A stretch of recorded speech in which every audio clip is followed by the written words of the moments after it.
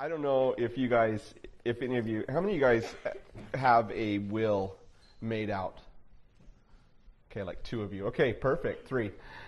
It's one of those things where you kind of start getting older maybe, or maybe you're just responsible like that, but you start thinking, wait a minute, someday I'm going to die, and I probably better have it figured out where my kids are going to go if I were to die, or figure out where, my money's going to go, and all those things. And so we start thinking about those things, and and the Lord's gracious or whatever. But I think that as we look at our Bible today, and chapter 24 is kind of one of those stories where Abraham, he kind of just starts thinking, man, I'm getting kind of old.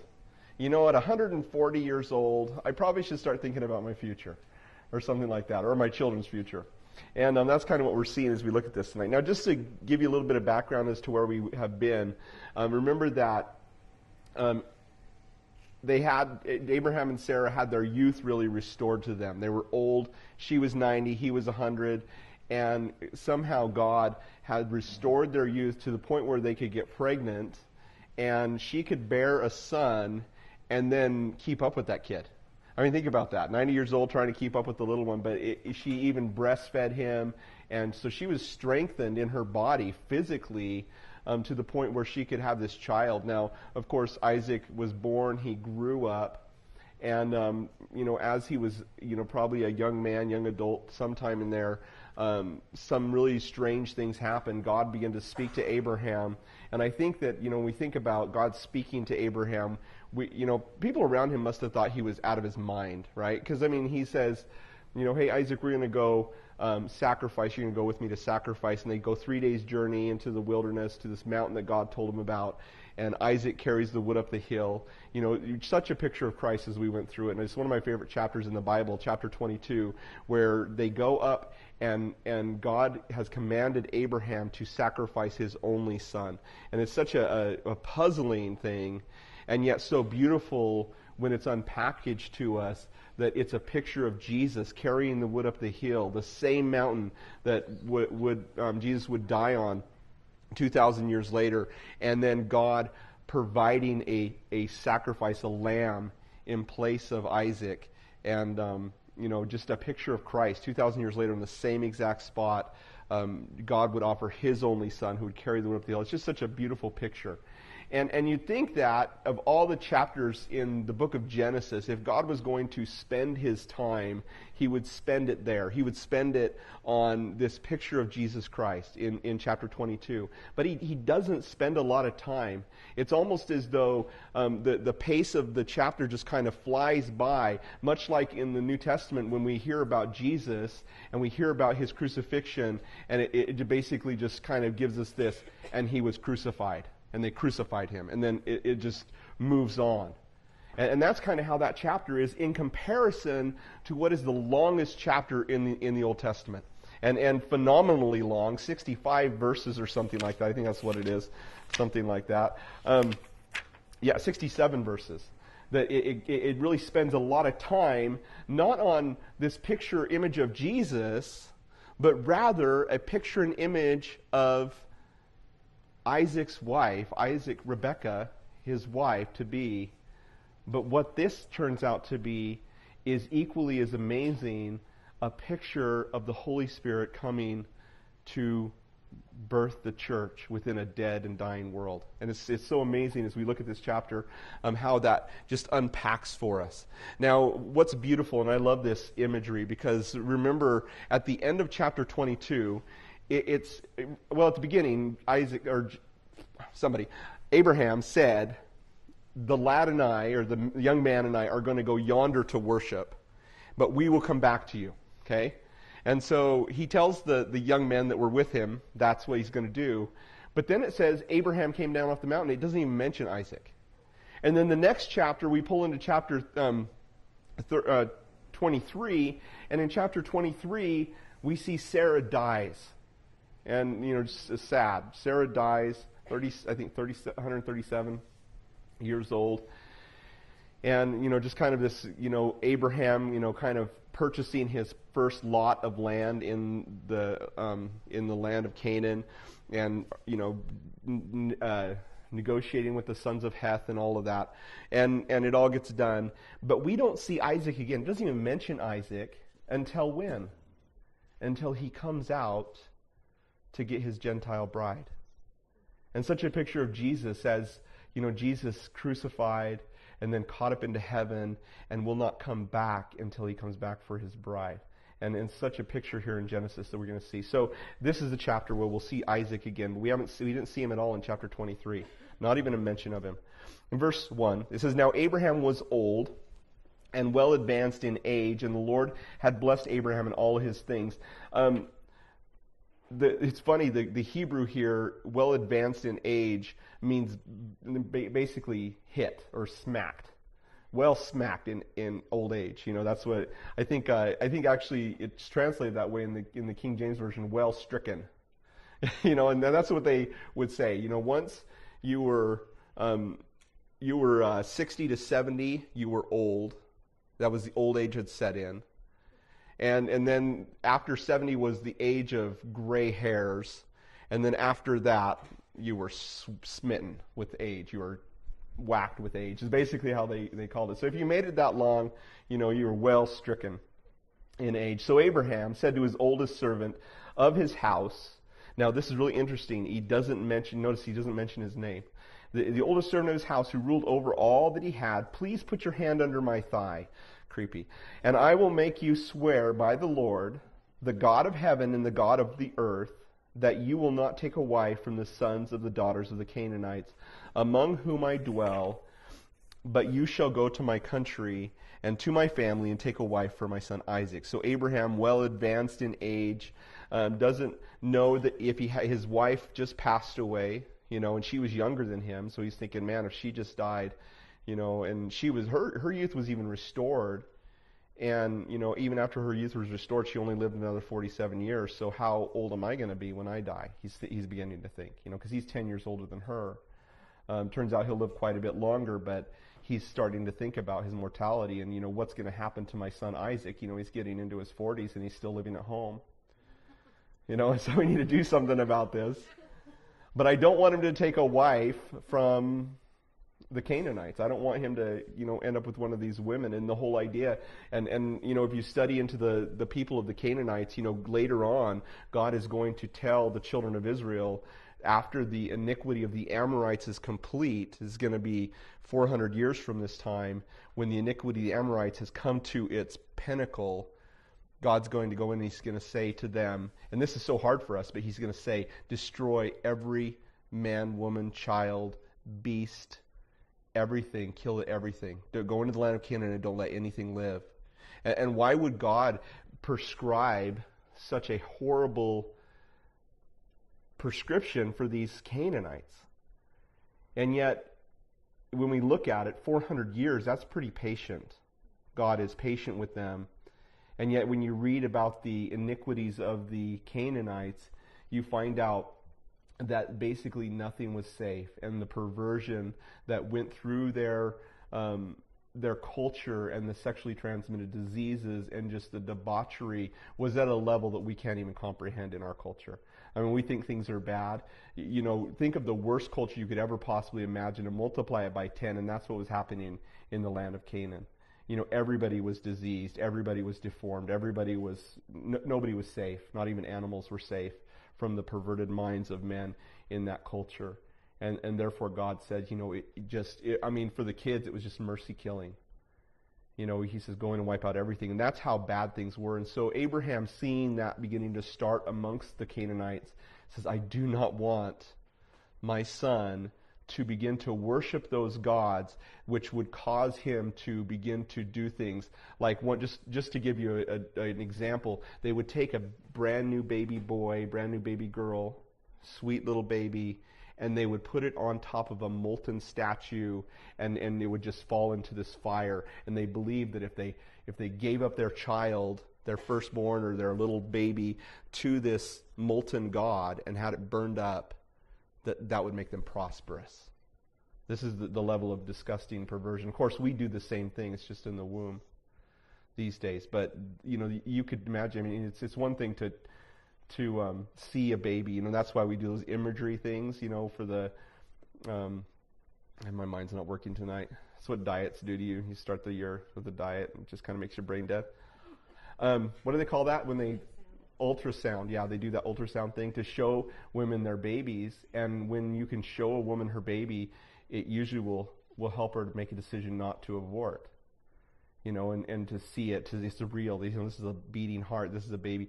And yet, these people were taking live born babies and sacrificing them. Just think of that. It's just crazy. But this is the level of debauchery. And I do not want my son Isaac to take a wife from this country. So he asks his servant, unnamed here, and that's significant, to journey. It's about a month and a half journey by camel. Camels don't move. You can move about 5 miles a day, some days, depending on terrain and things, on a good level with camels and a group of people, about 5 miles a day. And he has over 500 miles to travel, over terrain.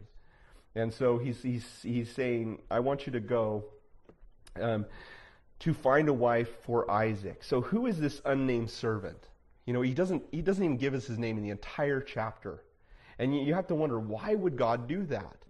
Well, if you go back a few chapters to chapter 15, you don't need to turn there, I'll read this to you. It says, but Abram said to the Lord God, what shall you give me, seeing I go childless, and the heir of my house is Eliezer of Damascus? And so he names who the heir, the chief servant was of his house, was this Eliezer. Now, that's an interesting person because Eliezer means God my help. Okay, now that's significant. In the New Testament, we find this in John 14:6, and I will pray the Father, and he will give you another helper that he may abide forever with you. John 14:26. But the Helper, the Holy Spirit, whom the Father will send in my name, he will teach you all things and bring you to remembrance of all things that I said to you. John 15:26.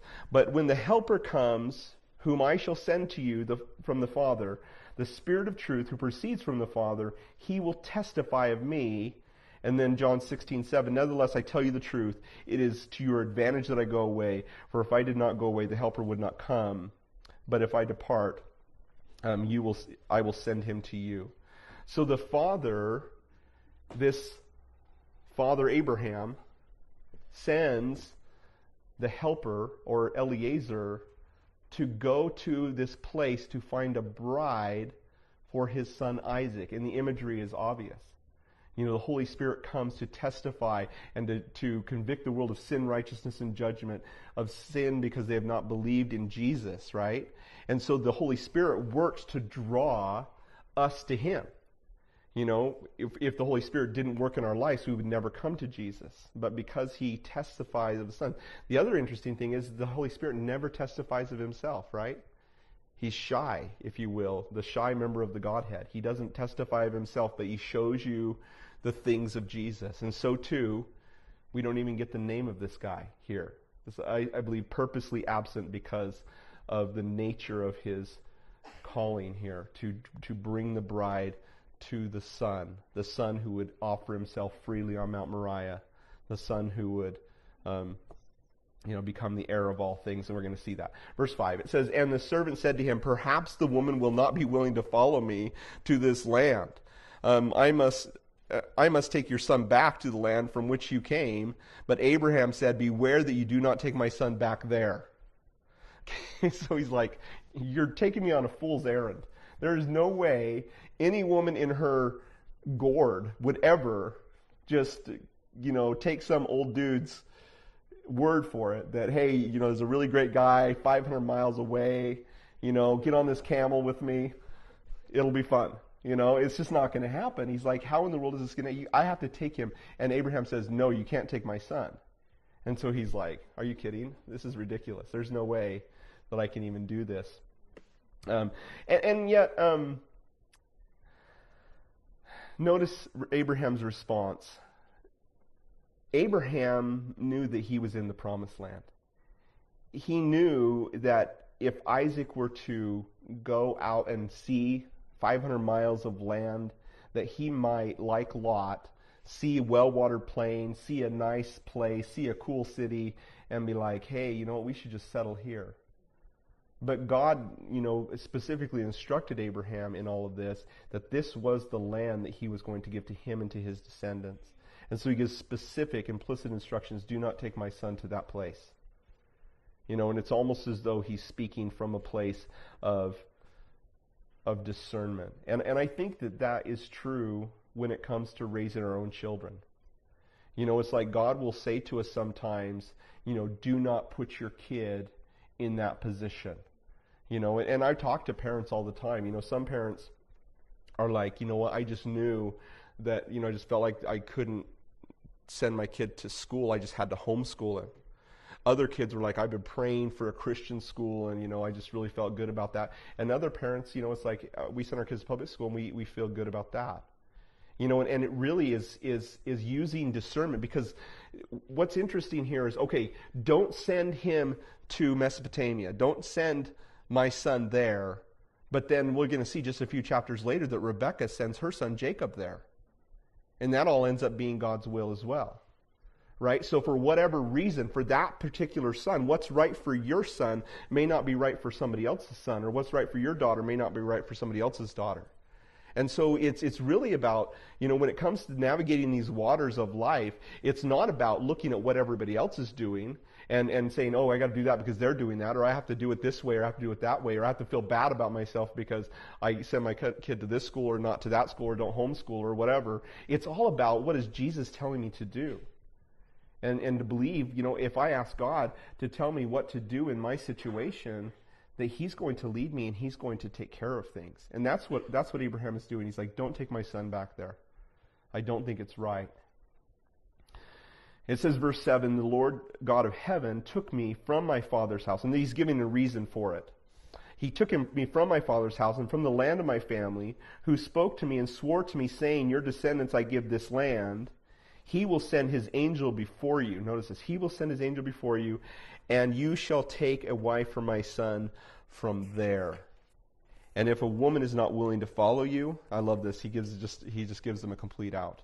If she's not willing to follow you, then you will be released from this oath.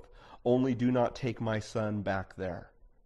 So if it doesn't work out, don't try to figure, and I die. That's what he's basically saying. If I'm dead in a couple of days or a couple of months, or by the time you get back, don't say, well, we really wanted his wife to have his son to have a wife there.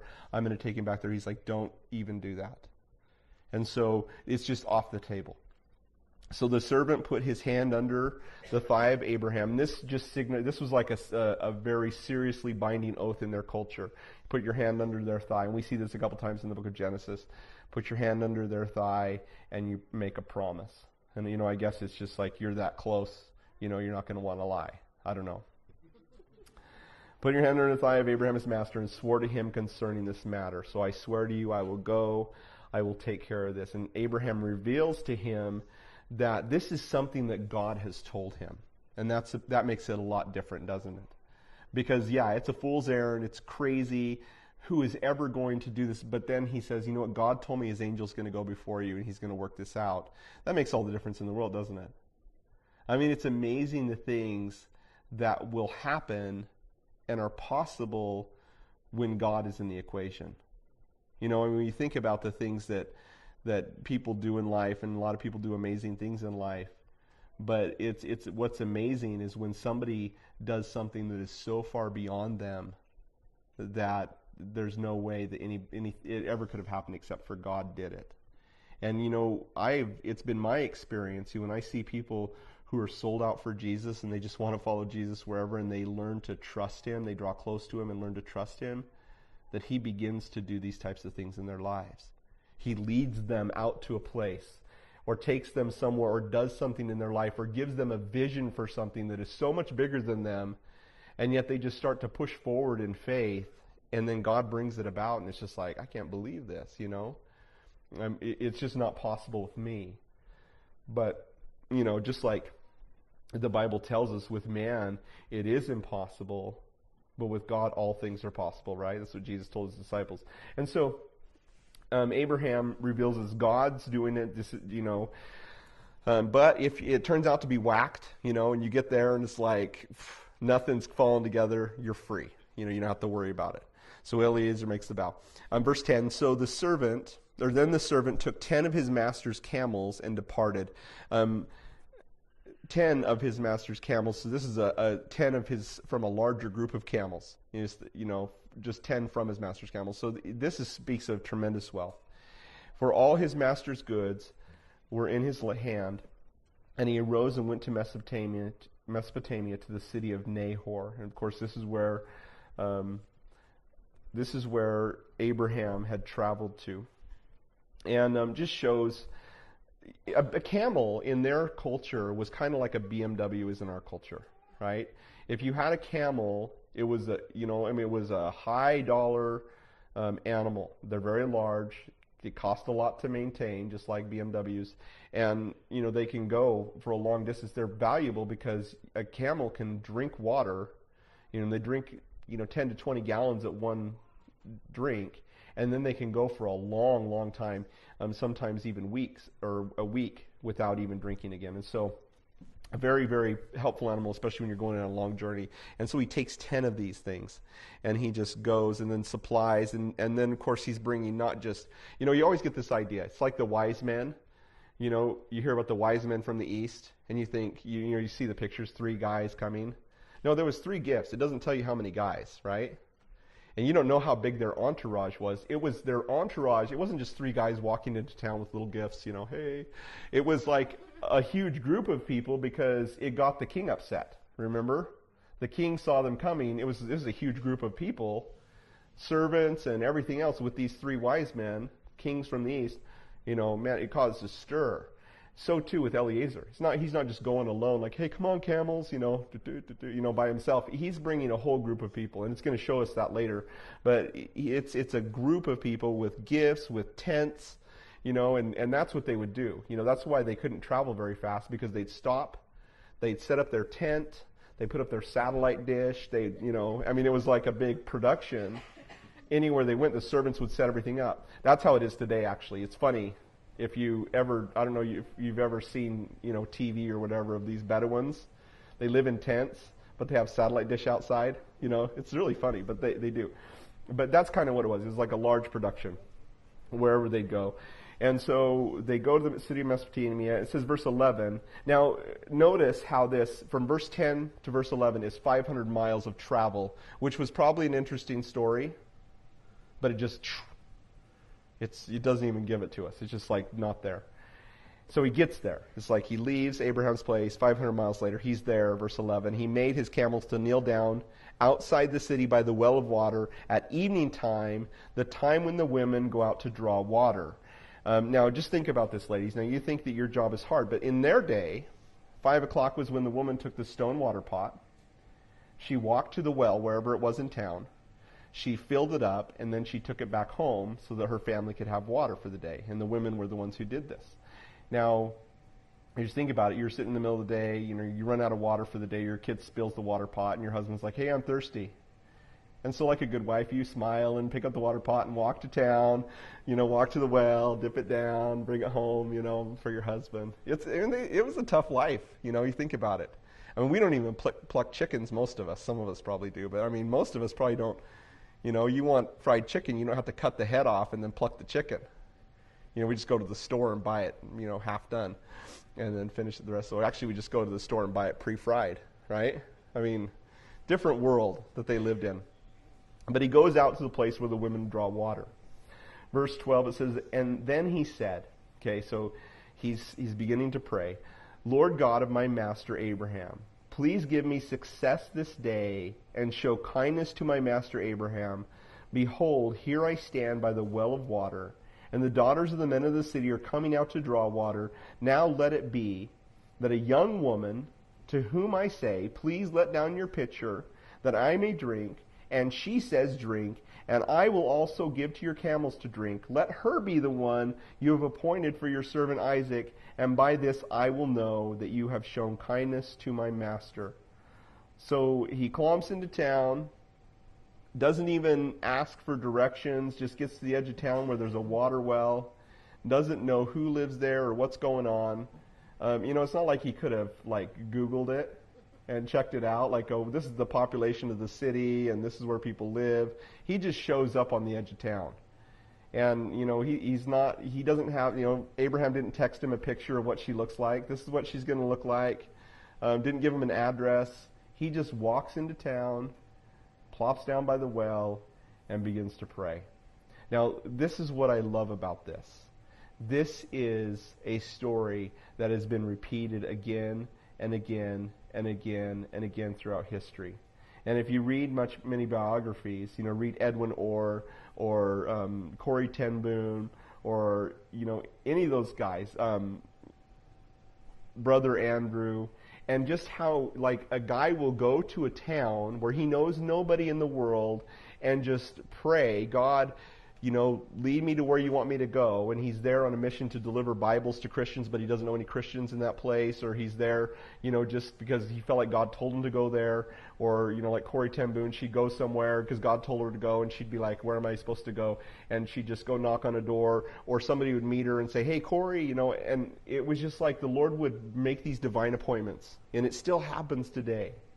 When we trust the Lord and we live that life of faith, God just gives us divine appointments. And I'm sure that you probably have heard or maybe even experienced that in your own life, where you just happen to be somewhere and somebody's there who just needed you there at that moment, to counsel or to pray with or to lead them to the Lord.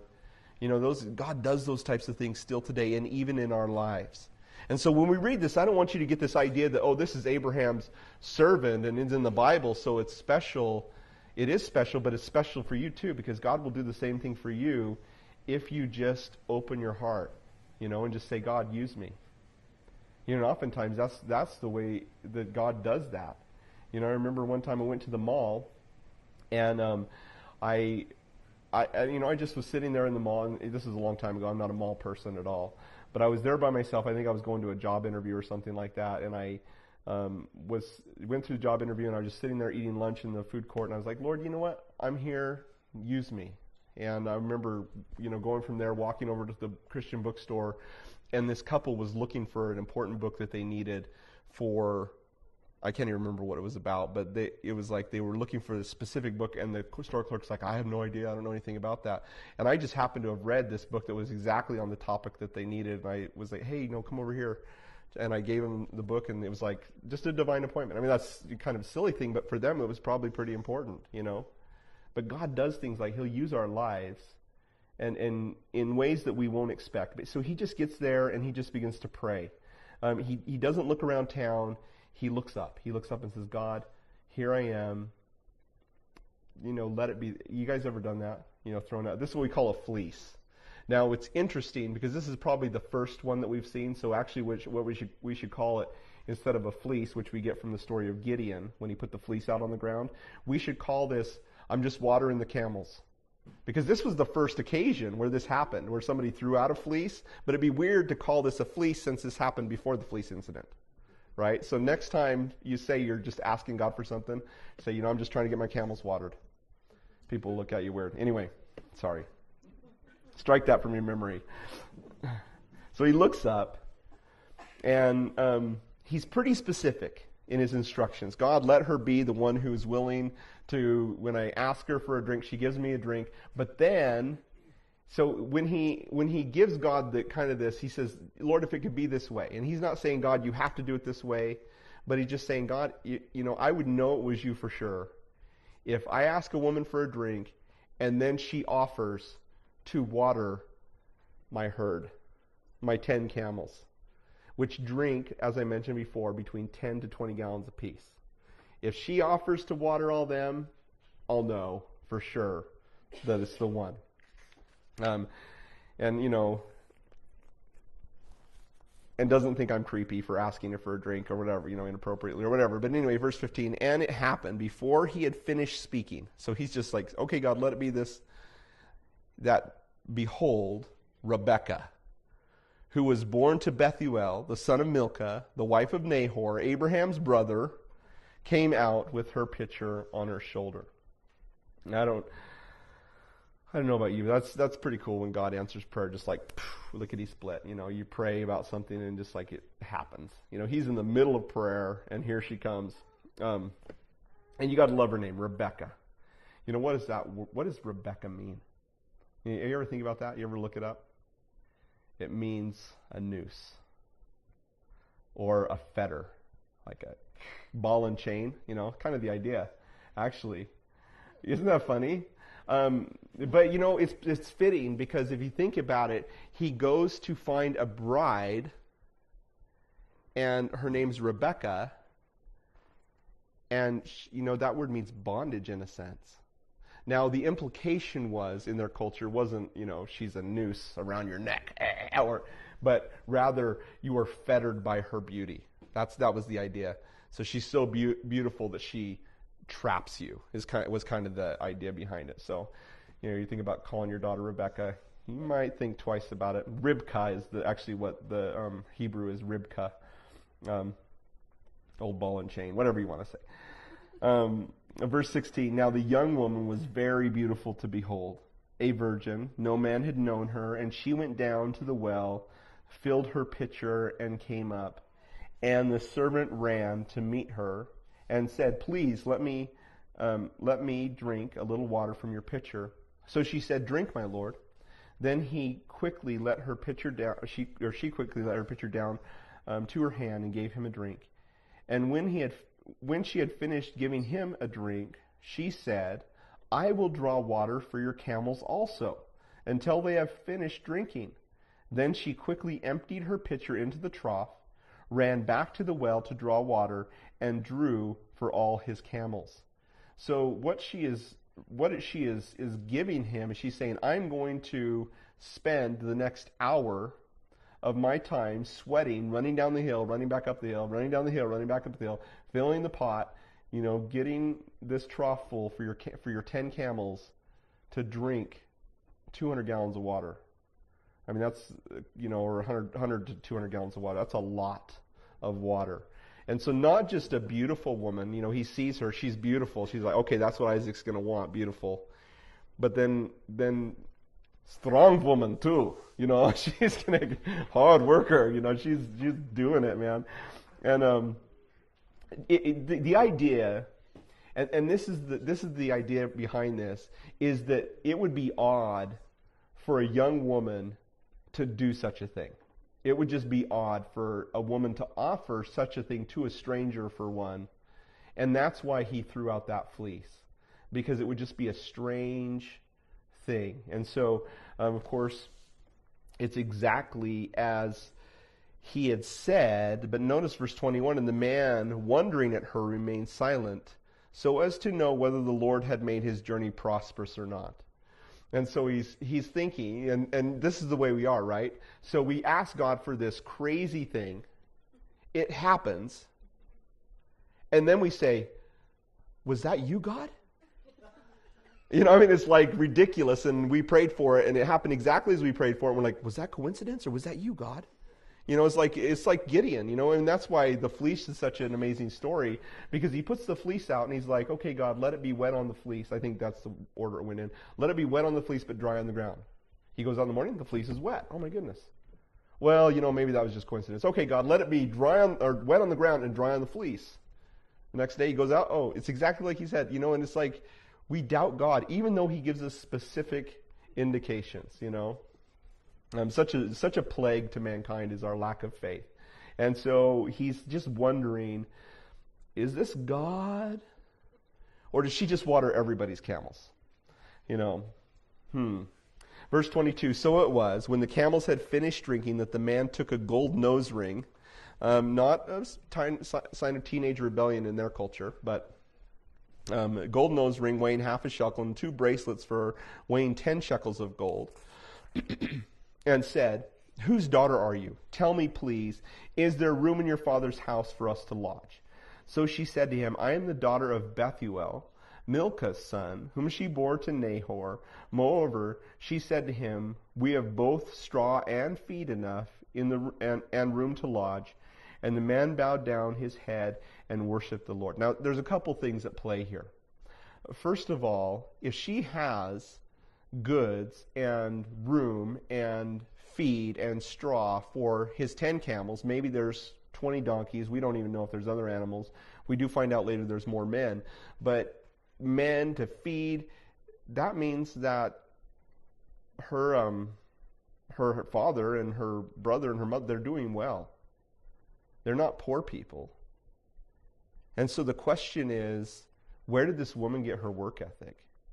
You know, she is probably the daughter of a lord or a sheik of some kind, and she's going down to get water. You know, why aren't they just sending the servants? But she just has a strong work ethic. And not only would she get water for her family, and I'm sure there's other women in the family who would get water as well, but she would be part of that, but then also she would water his camels, which, you know, so, you know, maybe being born of privilege, but still being willing to be a hard worker. And so such a good quality we see in this woman, you know, Proverbs 31 and all that. But, you know, now, whose daughter are you? He tells, and there's room enough to lodge. So she said, I am the daughter of Bethuel, Micah's son, who she bore to Nahor. Behold, she said to him, we have both straw and feed enough to lodge. And the man bowed his head and worshiped the Lord. And so it shows here Eliezer is not only, you know, finding out that God has answered his prayer precisely with the woman whom specifically Abraham said, I want you to go find, without even having to inquire. So now he just worships the Lord, you know, and so he's a believer and he loves the Lord, just like his master Abraham. Verse 27, and he said, blessed be the Lord God of my master Abraham, who has not forsaken his mercy and his truth towards my master. As for me, being on the way, the Lord led me to the house of my master's brethren. So the young woman ran and told her mother's household these things. Now Rebekah had a brother whose name was Laban, and Laban ran out to the man by the well. So it had come to pass, when he saw the nose ring and the bracelets on his sister's wrist, that's key, Laban sees the nose ring, gold, bracelets 10 shekels each on his sister's wrist, and when he heard the words of his sister Rebekah saying, thus the man spoke to me, that he went to the man, and there stood by the camels at the well, and said, come in, blessed of the Lord. Why do you stand outside? For I have prepared the house and a place for your camels. And so we're going to meet Laban a little bit later, and you're going to understand it, when he saw the nose ring and the bracelets, the gold, he was all in. You know, he was like, you know, yeah, you know, wealth. This could be a good thing for us. I could prosper. This is what he's thinking. You know, we don't see that here. He says, "Come, blessed of the Lord," but this is really all talk for Laban. Laban's kind of a scoundrel. And that's kind of his motives for this whole thing. He's saying, come bring your wealth, bring your gifts. We're all going to be rich. Praise the Lord, you know. And so he says, I have a place for you. So verse 32, the man came to the house, and he unloaded the camels and provided straw and feed for the camels and water to wash his feet and the feet of the men who were with him. See, he has more guys. Food was set before him to eat, but he said, I will not eat until I have told about my errand. And he said, speak on. So he's like, I can't stop and relax until you guys hear the story. You know, you've probably been like that before when God's done something cool in your life. I got to tell you about this. And so he said, I am Abraham's servant. The Lord has blessed my master greatly, and he has become great, and given him flocks and herds, silver and gold, male and female servants, and camels and donkeys. And Sarah, my master's wife, bore a son to my master when she was old, and to him he has given all that he has. Now my master made me swear, saying, you shall not take a wife for my son from the daughters of the Canaanites, in whose land I dwell.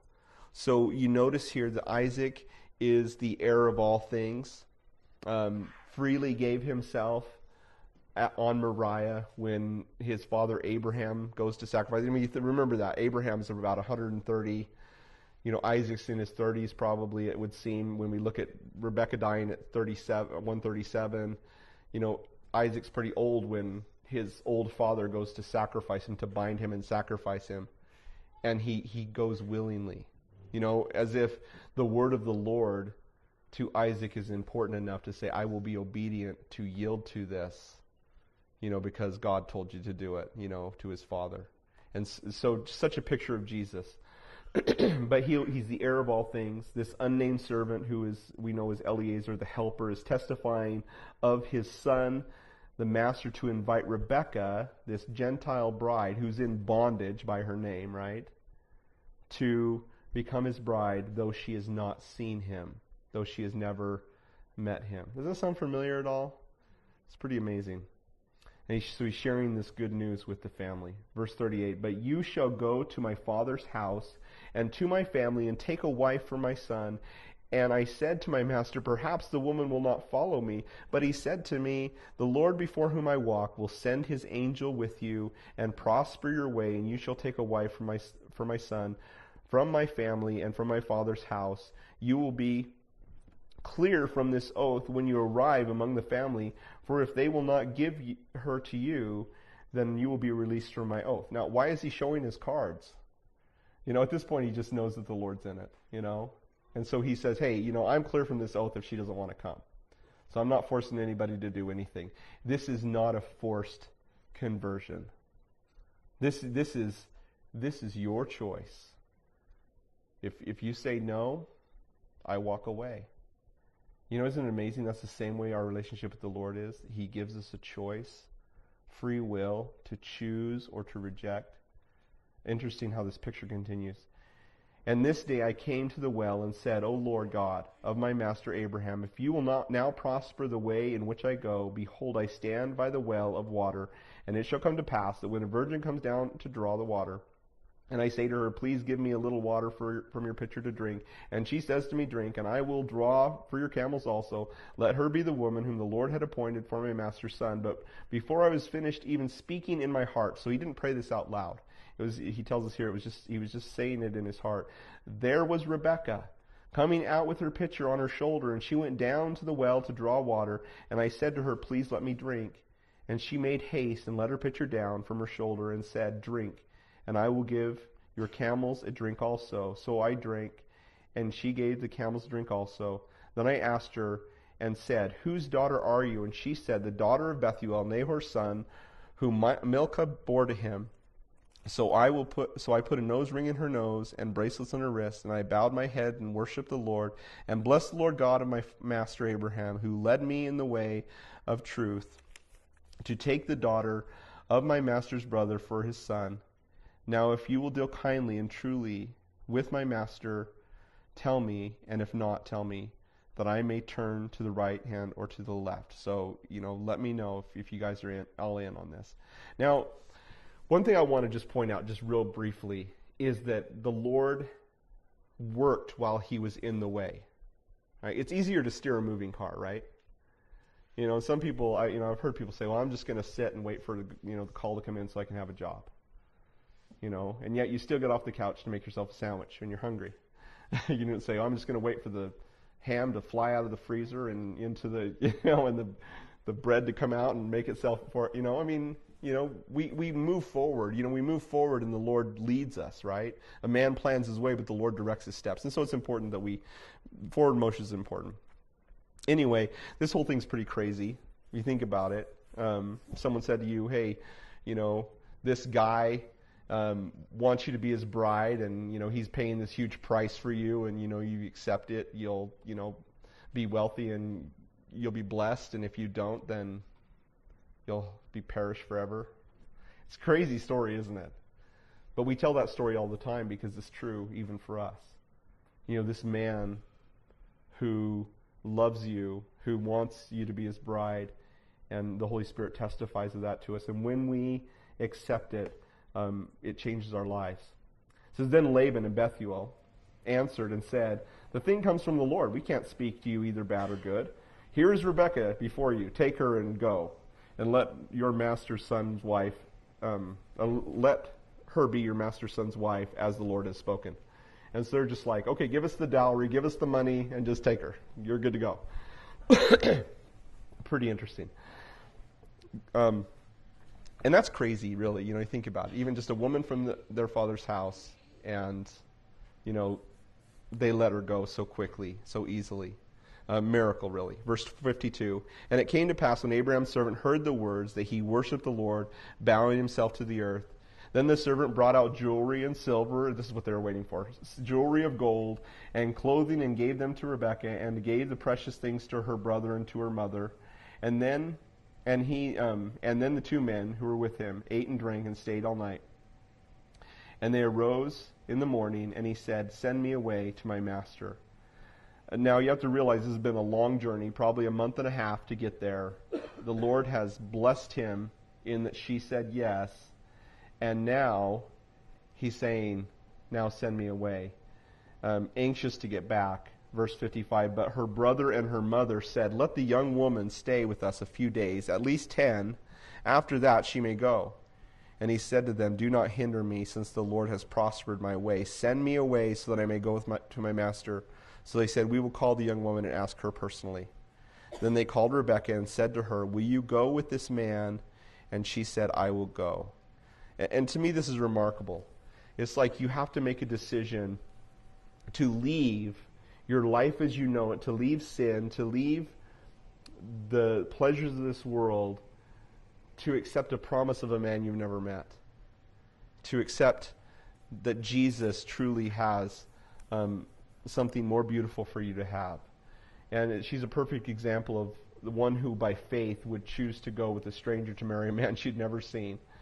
Just a perfect example. It surprises me at this point that Rebekah is not in Hebrews chapter 11 amongst the Hall of Faith. And Rebekah, crazily going to marry a man she's never even laid eyes on, 500 miles away from her family. I mean, this guy could be some psycho, crazy man, with his camels collecting women all over Mesopotamia. You don't know, but... So they sent Rebekah, their sister, and her nurse, and Abraham's servant, and his men, and they blessed Rebekah and said to her, "Our sister, may you become the mother of thousands, of tens of thousands, and may your descendants possess the gates of those who hate them." Kind of an interesting blessing, huh? May you have 1 billion children, and your descendants, watch over the gates of the people who, hate them. Rule over the people who hate them. Interesting. But they bless her. And what's interesting about that, this is what's really interesting about it, is it's true. It happens. It's happening now to some degree, but in the millennial kingdom it will come to pass. She's a mother of a multitude, and they will possess the gates of the people who have hated them, they're all these years. Verse 61, then Rebekah and her maids arose, and they rode on camels and followed the man. So the servant took Rebekah and departed. Another month and a half journey. And you can imagine the conversation that went on in that month and a half as she's talking to Eliezer. What's this guy like? Is he tall? Is he short? Is he fat? Is he skinny? Is he, what is he like? Tell me about this guy I'm going to marry. She didn't even get his details. Can you show me a pic, or something? He doesn't have anything like that. Verse 62, now Isaac came from the way of Beer-lahai-roi, for he dwelt in the south. And Isaac went out to meditate, it may say pray in your Bible, in the field in the evening. And he lifted up his eyes and looked, and there the camels were coming. So this is the first time we see Isaac, his name mentioned since his death, if you will, on Mount Moriah and resurrection. And he comes for his bride, a bride who, though she has never met him, would leave everything for him. And I love this. In 1 Peter 1:6 it says, "In this you greatly rejoice, though you for a little while, if need be, have been grieved by various trials, that the genuineness of your faith, being much more precious than gold that perishes, though it has been tested by fire, may be found in the praise and honor and glory at the revelation of Jesus Christ, whom having not seen you love. Though now you do not see him, yet believing, you rejoice with joy inexpressible, full of glory, receiving the end of your faith, the salvation of your souls." Such a beautiful story. The Holy Spirit giving us gifts, preparing us as a bride for his groom, and Eliezer giving Rebekah gifts, preparing her as a bride for his groom. Then my favorite part of the story. Then Rebekah lifted up her eyes, and when she saw Isaac, she dismounted from her camel. Not what it says in the Hebrew, but we'll talk about that. For she had said to her servant, "Who is this man?" Okay, so this is what caused her to dismount from her camel. She said to the servant, Eliezer, "Who is this man walking in the field to meet us?" And the servant said, "It is my master." So she took a veil and covered herself. it is her taking the veil and covering herself that made her dismount from her camel. Now, what it says in the Hebrew is she fell off her camel. Now, I love that because she's like, who is this guy? Oh, that's him. That's your husband. Oh, you know, and first impressions are everything, right? She's like dusting herself off, you know, just a beautiful scene. It literally says fell off. I mean, you look at the Strong's, it says fell off or to fall. You know, I love that. She didn't just dismount. Camels are kind of, you know, wonky as they go anyway. You got to kind of hold on. And so she's like hurrying and putting her veil on. I don't have any makeup on. I'm looking ugly, you know, and I don't want him to think I'm crazy, you know, and sticking her veil on, just falling off. And the servant told Isaac, verse 66, all the things he had done. It doesn't tell us all of it again. Then Isaac brought her to his mother Sarah's tent, and he took Rebekah, and she became his wife, and he loved her. So Isaac was comforted after his mother's death. So, such a beautiful story. You know, his mom died. You know, he's 40, he's living at home. And he's like, you know, this is great. I can marry. And God did just an awesome thing there. The kids are outside waiting to get in. So, let's pray.